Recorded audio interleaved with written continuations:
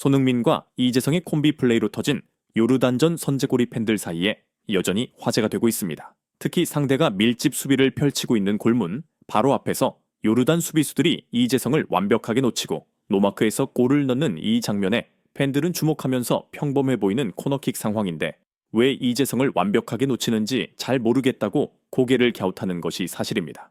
이 반응을 접한 몇몇 전문가들은 손흥민의 코너킥이 언뜻 보면 평범해 보이지만 코너킥을 찰 때 상대를 속이기 위한 트릭을 구사한다고 말하면서 상대 수비와 골키퍼를 합쳐 모두 7명의 요르단 수비가 아예 손흥민이 찬 공이 어디로 떨어질지 낙하 지점 자체를 못 찾는 이유는 바로 손흥민이 가진 이것 때문이라고 말해 많은 팬들의 그 이유에 대해 궁금증이 증폭되고 있습니다. 도대체 어떤 상황인지 축구의 신이 자세히 알아보겠습니다. 이 장면은 요르단과의 경기에서 전반 5분경 한국이 선제골을 기록하기 약 2초 전 장면입니다. 손흥민이 코너킥을 골문 쪽으로 올리고 이것을 요르단 선수들이 모두 쳐다보며 대응을 하고 있는데 이상할 정도로 골문 앞 공간이 비어 있습니다.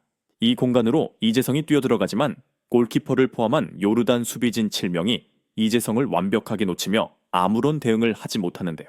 일부 팬들은 이 장면을 보며 요르단 수비진이 바보가 아닌 이상해야 두세 명도 아니고 골키퍼를 포함한 수비진 7명 모두가 골문 앞으로 손흥민이 찬 공의 낙하 지점을 포착하지 못한다는 게 말이 되느냐고 혀를 내두르면서 그런데 희한하게도 이재성만은 손흥민이 찬 공의 낙하 지점을 정확하게 알고 따라 들어가는 건 또 뭔지 모르겠다고 고개를 갸웃했습니다. 이 반응을 접한 일부 전문가들은 손흥민은 소속팀인 토트넘에서 수년간 코너킥을 전담했다고 말하면서 그 이유는 손흥민이 코너킥을 통해 찬 크로스의 궤적이 굉장히 많이 휘는 것도 휘는 거지만 그것보다 더 중요한 것은 얼마나 빠르고 정확한가이다 라고 말했습니다. 골문 쪽을 향한 크로스가 가졌어야 할 몇 가지 중요한 요소가 있는데 1순위는 얼마나 정확한가, 2순위는 그것이 얼마나 빠르냐이다 라고 말하면서 정확하기만 하고 느리면 상대가 충분히 대응을 할 수 있기 때문이고 빠른데 부정확하면 그건 쓰레기 크로스라 평가를 한다는 것 자체가 의미가 없이 없다. 그러므로 가장 중요한 것은 얼마나 정확하냐이고 이 정확한 크로스가 빠르기까지 하면 금상첨화인데 손흥민은 거기에 하나를 더해 궤적이 굉장히 많이 휘기 때문에 이런 크로스를 올릴 수 있는 선수는 세계 최고 리그인 EPL의 각 팀에서도 한 명을 보유할까 말까 할 정도로 대단한 기술이다라고 말했습니다. 일부 전문가들은 손흥민의 이 같은 크로스의 구질을 너무나도 명백하게 알 수 있는 역대급 장면이 있는데 그건 바로 카라바오컵에서 맨유를 상대로 넣은 코너킥 골이라고 말했습니다. 코너킥 골이 나오기 어려운 이유는 공이 어디로 올지 거의 예측이 가능하다는 것이고 이미 수비진들이 모두 위치를 선점하고 있기 때문에 골이 난다는 것 자체가 어불성설이라고 말했습니다. 손흥민은 이 크로스를 일부러 매우 높이 올려 차는데 이유는 낙하하는 거리가 길면 길수록 회전을 많이 공에 걸어버리는 경우 공기의 저항을 받아 훨씬 많이 휘기 때문이라고 말하면서 본인은 골을 노리고 찬 게 아니라고 하지만 그렇다면 공을 좀 더 낮게 찼어야 했다. 공을 저렇게 높이 찬 것은 골을 노리고 찬 것이 분명한데 그렇다고 말을 해버리면 코너킥을 준비하며 훈련한 선수들의 노력을 무시하고 거의 들어가지도 않은 골을 넣으려고 욕심을 부리는 거 아니냐는 비난을 받을 게 분명하고 골을 노리고 찼다고 하면 메뉴를 존중하지 않고 무시한다는 비난을 받을까봐 저렇게 대답한 것이다. 아주 현명한 대답이라고 말했습니다.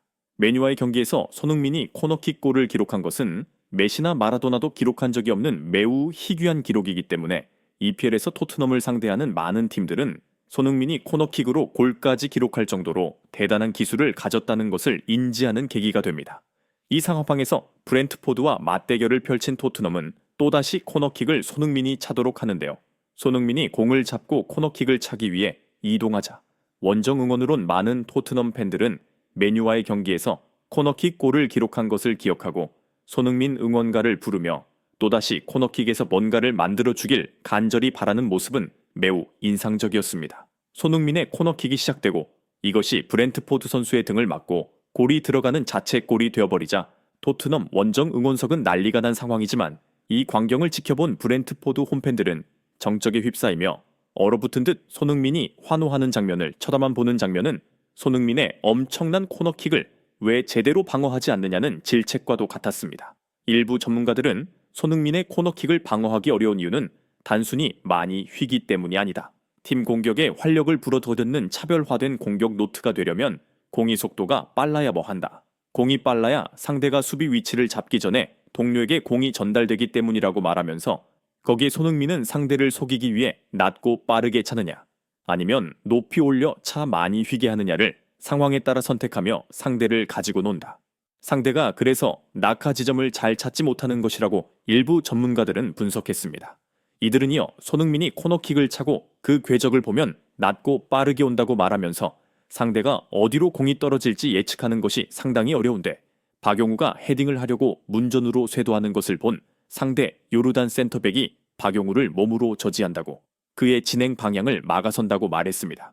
이 장면에서 상대 센터백은 손흥민이 찬 공이 박용우의 머리 쪽으로 가는 게 아니라 뒤로 공이 넘어간다는 것을 놓치고 낙하 지점을 혼동해 박용우를 막은 것이라고 말하면서 공이 뒤쪽으로 떨어지는 것을 포착한 이재성이 빈 공간으로 뛰어들어가면서 완벽한 노마크에 놓인 것이라고 말했습니다.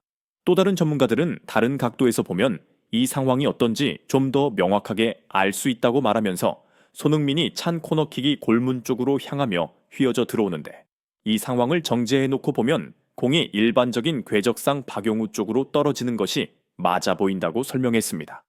그래서 상대 센터백들은 박용우가 헤딩을 못하도록 스크린 플레이를 하는데 이때 상대 골키퍼가 나와 펀칭을 하면 되는 거 아니냐고 지적을 할 수 있지만 손흥민이 찬 코너킥의 속도가 빨라 순식간에 접근하고 궤적도 많이 휘기 때문에 섣불리 앞으로 나섰다가는 위험에 빠질 수 있으니 골키퍼가 나가다가 멈춰버린다고 말했습니다. 그런데 손흥민이 찬 공이 요르단 수비진이 생각한 것보다 훨씬 더 많이 휘면서 박용우의 뒤가 아니라 앞으로 떨어지는데 이 공의 낙하 지점을 상대팀 골키퍼를 포함한 요르단 수비 7명 전원이 예측을 하지 못한다. 그만큼 손흥민의 코너킥이 빠르고 많이 휘기 때문이라고 설명했습니다. 그러나 일부 팬들은 상대 수비진이 손흥민의 낙하 지점을 포착하지 못한다는 것은 이해하겠다. 그러나 이재성은 손흥민이 찬 공의 낙하 지점을 어떻게 저렇게 정확하게 포착하는지 좀 앞뒤가 맞지 않는 설명인 것 같다고 고개를 갸웃했습니다. 이들은 이 같은 반응에 대해 이재성은 어렸을 때부터 손흥민과 대표팀에서 한솥밥을 먹은 데다가 경기에 앞서 연습하면서 손흥민의 공이 궤적으로 여러 번 경험했을 것이라고 말하면서 그래서 손흥민의 구질을 잘 이해하고 있고 적응이 끝난 상태이기 때문에 저렇게 공이 휘어져서 들어온다는 것을 아는 것이다.